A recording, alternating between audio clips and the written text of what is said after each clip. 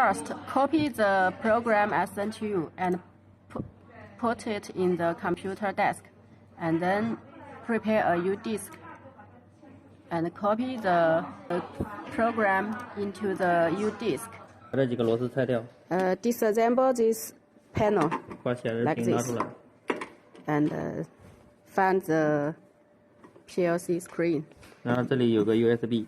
This one you can connect this U disk. 然后把屏幕插上去。然后 Before turn on machine, non press in the screen. 然后再去开机。 And then turn on machine. 拿出来这个。 Before turn on machine, non 有一个系统 press 设置。 in the middle of the screen, and then turn on machine until the 还是那个吗？ file manager and logo download. 开机 logo， 然后选择 USB 1，然后点击 OK。 Then it will download